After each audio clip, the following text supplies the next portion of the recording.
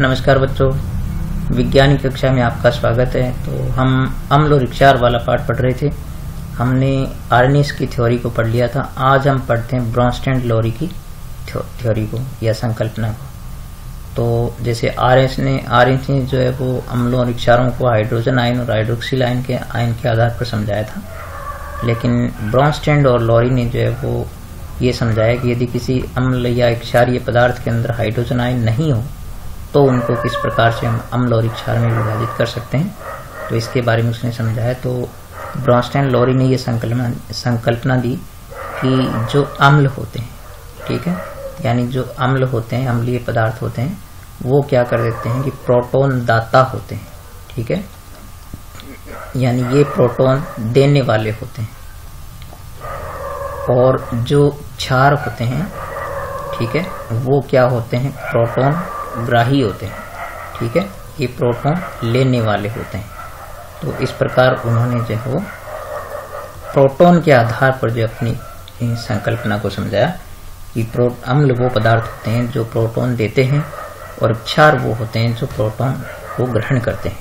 तो इस प्रकार से उन्होंने इसको, यदि हम एक सांकेतिक समीकरण के द्वारा समझें, जैसे मान लीजिए हमारे पास कोई एक पदार्थ है Ha, ठीक है, और एक दूसरा पदार्थ जो हमारे पास B, ठीक है, तो इससे कौन प्रोटॉन ले रहा है कौन दे रहा है उसके आधार पर हम इनको बांटेंगे कि किस प्रकार से कौन अम्ल है कौन क्षार है। तो अपने ये मानते हैं कि मान लीजिए ये जो हमारा जो ये पदार्थ है ये जो है वो इसको अपना प्रोटॉन दे देता है। तो प्रोटॉन देने से बच्चों इसके पास जो निगेटिव चार्ज हो जाएगा और जो ये वाला है इसके साथ क्योंकि प्रोटॉन चला जाएगा तो ये Hb+1 हो जाएगा, प्लस हो जाएगा, क्योंकि ये जो है वो प्रोटॉन ग्राही हो गया। तो इस प्रकार हमने देखा कि इसने प्रोटॉन दिया है, ठीक है, तो चूंकि Ha ने प्रोटॉन दिया है तो ये फिर क्या हो गया, अम्ल हो गया।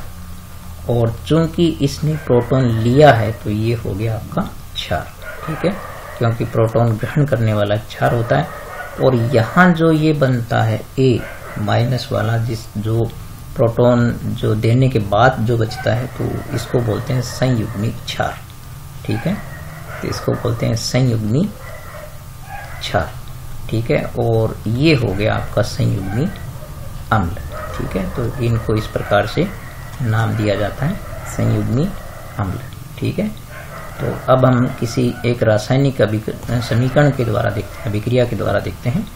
तो जैसे कि हमने देखा कि ये तो एक सांकेतिक समीकरण थी, अब हम एक वास्तव में रासायनिक समीकरण को लेकर के देखते हैं कि जैसे H2O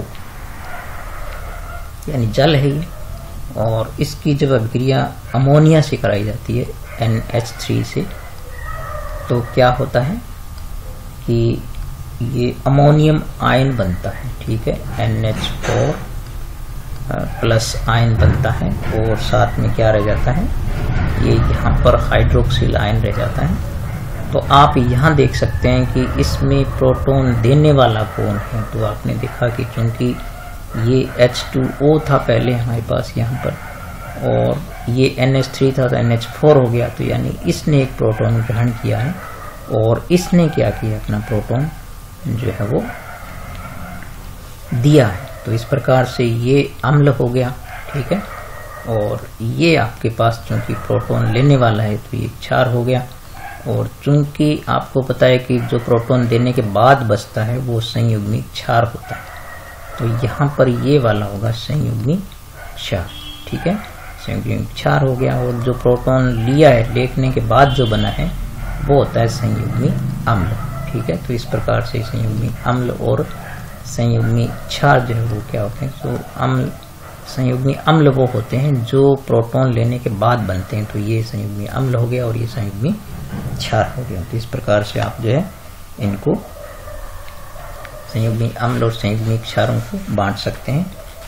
फिर हम इसमें जो है वो एक दो और समीकरण लेकर के देख सकते हैं। जैसे हमारे पास एक समीकरण मान लीजिए हम और लेते हैं, जैसे HCl, ठीक है, HCl अम्ल होता है। तो HCl को जब हम पानी में घोलते हैं, H2O में घोलते हैं, तो क्या होता है, ये HCl जो है वो अपना एक प्रोटॉन है वो त्याग देता है और क्या बना लेता है, Cl माइनस बना लेता है, और यहाँ पर जो है वो H3O जो है हाइड्रोनियम आयन बन जाता है। तो इस प्रकार से आप यहाँ देख सकते हैं कि चूंकि इसने जो है अपना प्रोटॉन त्याग दिया है और इसने ग्रहण कर लिया है, क्योंकि ये इसमें Cl अकेला रह गया, तो आप यहाँ देख सकते हैं कि ये जो आपका प्रोटॉन दाता जो है वो क्या बन गया, अम्ल बन गया, और ये जो प्रोटॉन देने वाला है, लेने वाला है सॉरी, ये बन गया क्षार। ठीक है, तो और ये आपका हो जाएगा संयुग्मिक क्षार और ये हो गया संयुग्मिक अम्ल। तो इस प्रकार से ब्रोंस्टेन-लोरी की थ्योरी से हम ये समझते हैं कि जिन पदार्थों के पास जो है वो हाइड्रोजन या हाइड्रोक्सिल आयन नहीं है, वो क्या करते हैं कि प्रोटॉन के आधार पर जो उनको अम्ल और क्षार की श्रेणी में बांटा जा सकता है। तो ये थी ब्रोंस्टेन-लोरी की थ्योरी। अब हम आगे जो है वो अम्ल क्षार की लुईस संकल्पना को समझते हैं। तो लुईस संकल्पना जो है वो क्या कहती है, उसके बारे में अपने सीखते हैं। तो हम यहाँ लेते हैं लुईस संकल्पना।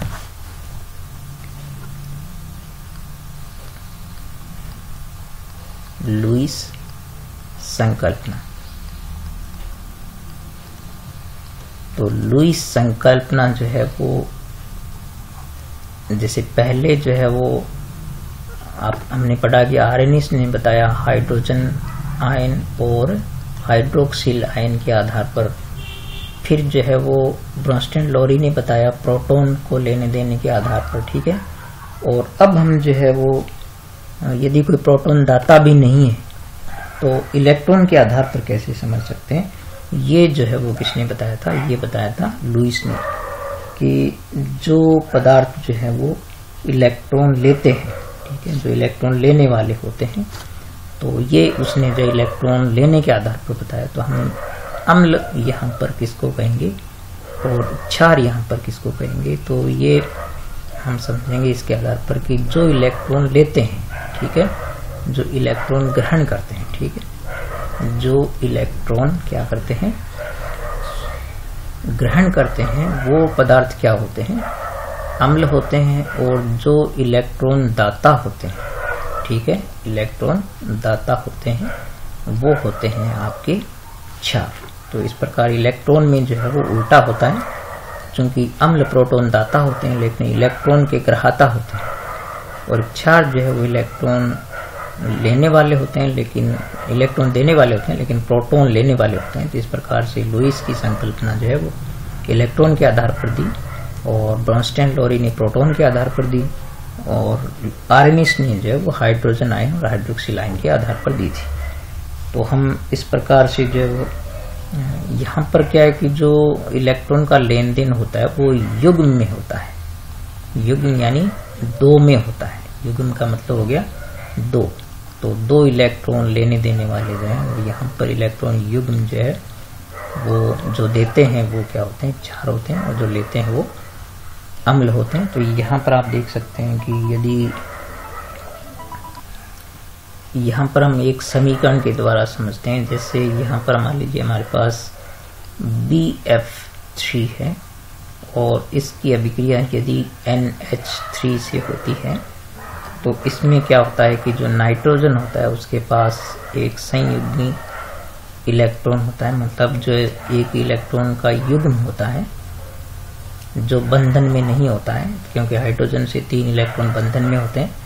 तो ये क्या करता है कि इसमें जो है वो जब अभिक्रिया होती है इनके अंदर, तो ये क्या बना लेते हैं, ये जो है वो F3B बना लेते हैं, और साथ में जो है वो NH3।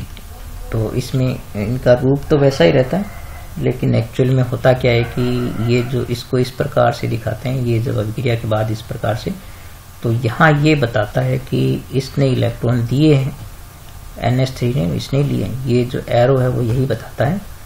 तो इस प्रकार से आप देख सकते हैं कि चूंकि इलेक्ट्रॉन लिए इसने है, इलेक्ट्रॉन ग्रहण करने वाला है, तो ये आपके पास बन गया अम्ल, ठीक है, ये हो गया अम्ल, और चूंकि इसने इलेक्ट्रॉन दिए हैं इसलिए ये हो गया क्षार। और यहाँ जो ये एरो लगा है, ये क्योंकि इस तरफ लगा है तो इसका मतलब ये है कि अमोनिया ने इलेक्ट्रॉन जो है वो इसको दिया है। ठीक है, तो इस प्रकार से हम जो है वो इसको समझ सकते हैं लुईस संकल्पना को इलेक्ट्रॉन लेने देने के आधार पर। तो जो लुईस की संकल्पना है वो न प्रोटॉन और न हाइड्रोजन आयन के आधार पर बल्कि इलेक्ट्रॉन के आधार पर उसने दी थी। तो इस प्रकार से हमने जो ये तीनों संकल्पनाओं को हमने समझा है। तो अब जो है वो अम्लों के सामान्य गुणों को हम पढ़ते हैं, अम्लों के और क्षारों के सामान्य गुणों को हम पढ़ते हैं। तो बच्चों सामान्य गुण जो है अम्लों क्षारों की, उसको यदि हम देखें तो अम्ल व क्षार के सामान्य गुण। तो बच्चों इसमें आप देख सकते हैं कि नंबर 1 सबसे पहले तो हमने पढ़ा ही था कि भी जो अम्ल होते हैं वो खट्टे होते हैं और क्षार होते हैं वो कड़वे होते हैं। फिर जो अम्ल होते हैं वो नीले लिटमस पत्र को लाल करते हैं और क्षार जो होते हैं वो लाल को नीला करते हैं। तो ये आप पहले पढ़ ही चुके हैं कि अम्ल जो है वो क्या होते हैं, अम्ल खट्टे होते हैं। ठीक है, तो ये सामान्य पहचान होगी इसकी। और क्षार जो होते हैं वो क्या होते हैं, कड़वे होते हैं। और फिर लिटमस पत्र के आधार पर हमने देखा कि अम्ल जो होते हैं वो क्या करते हैं, नीले को लाल करते हैं। नीले को किस में बदल देते हैं, लाल में बदल देते हैं। और जो क्षार होते हैं वो क्या करते हैं, क्षार जो होते हैं वो लाल को क्या कर देते हैं, नीला कर देते हैं। ठीक है, लाल को नीला कर देते हैं लिटमस पत्र को। तो इस प्रकार से ये सामान्य इनकी होगी पहचान। फिर एक जो है अम्लों की एक बहुत सामान्य पहचान क्या होती है, हम तीसरे नंबर पर देखें तो अम्ल जो होते हैं वो हमेशा धातुओं से क्रिया करके, यानी धातु जो होते हैं, मेटल्स जो होते हैं उनके साथ क्रिया करके जो क्या बनाते हैं, हाइड्रोजन गैस बनाते हैं। तो अपने ये देख सकते हैं कि अगर आपके पास कोई अम्ल है तो तनु अम्ल जो है वो यदि किसी धातु से अभिक्रिया करता है तो क्या बनाता है, वो साथ में लवण बनाता है और साथ में जो है वो यहाँ पर हाइड्रोजन गैस निकलती है। तो इसको एक सामान्य अभिक्रिया के द्वारा हम देख सकते हैं कि यदि H2SO4 आपका सल्फ्यूरिक अम्ल है, यानी H2SO4 ये सल्फ्यूरिक अम्ल हो गया, गंधक का अम्ल हो गया, या हाइड्रोजन सल्फेट जो है इसको यदि हम इसके तनु विलयन में, यानी इसमें ज्यादा पानी हो, अम्ल की मात्रा कम हो तो उसको तनु बोलते हैं। यदि जिंक के टुकड़े डाल देंगे तो हम क्या होगा, यहाँ से जो है Zn हाइड्रोजन को यहाँ से रिप्लेस कर देगा और क्या बना लेगा, ZnSO4 यानी जिंक सल्फेट बना लेगा, जिंक सल्फेट बना लेगा और साथ में क्या निकलेगी, हाइड्रोजन निकलेगी। ठीक है, तो इसको एक प्रयोग के द्वारा भी बच्चों हम समझ सकते हैं। तो मैं यहाँ पर एक डायग्राम बनाता हूँ तो आप थोड़ा इसको ध्यान से देख करके समझ लें। जैसे हमारे पास एक मान लीजिए पानी का एक टब है, या इससे पहले हम क्या करते हैं कि एक स्टैंड बनाते हैं। जैसे ये हमारे पास एक स्टैंड है, ठीक है, ये इस पे, और इससे क्या करते थे हम एक टेस्ट ट्यूब जो है वो यहाँ पर ऐसे लगा लेते हैं। यहाँ पर एक परखनली जो है वो बड़ी परखनली, तो यहाँ पर ये लगी हुई है और इसको स्टैंड से अपने यहाँ पर क्या कर देते हैं, कस देते हैं यहाँ से। और फिर क्या होता है कि इसमें जो एक कॉर्क लगा करके, ठीक है, और एक जो है वो कांच की नली जो है यहाँ से लगा दी जाती है। यहाँ से एक कांच की नली, यहाँ से हमने क्या की, इसको ऐसे जो है, और यहाँ पर हमने रख दिया एक टब। ठीक है, यहाँ से एक टब रख दिया जिसमें कुछ पानी भर लेते हैं।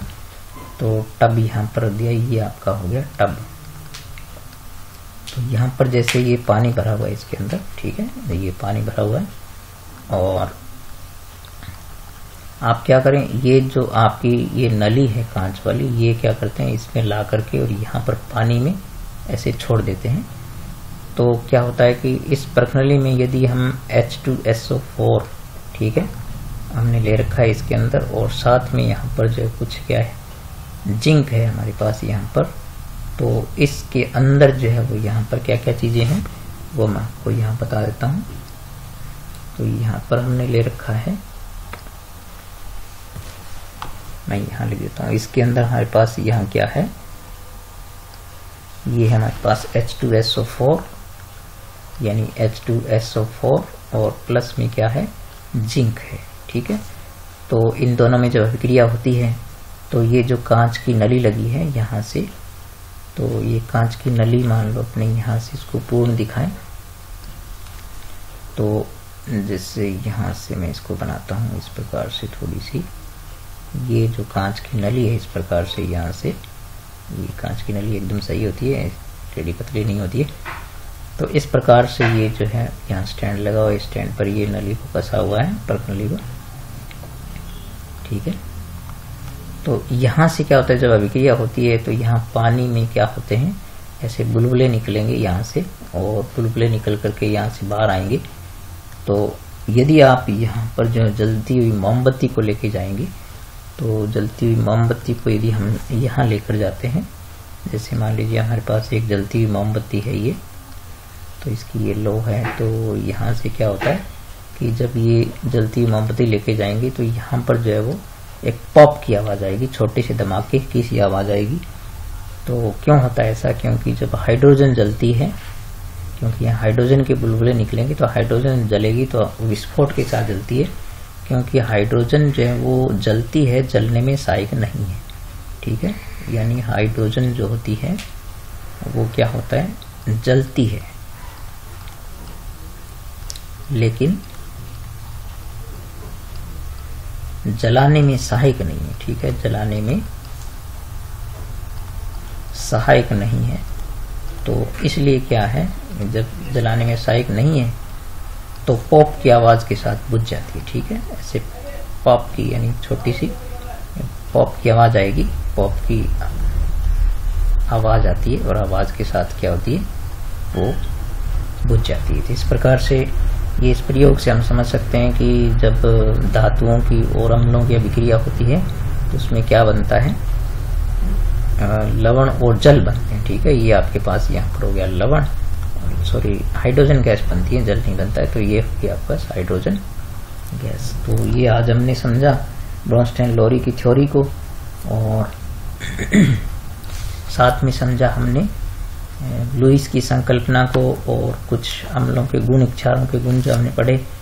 एक चीज इसमें और महत्वपूर्ण ऐड कर लेते हैं कि एक बहुत ही जो वो यूँ मान लीजिए कि ये एक एक्सेप्शन है, एक अपवाद अभिक्रिया है कि केवल एक क्षार ऐसा होता है, जैसे NaOH है,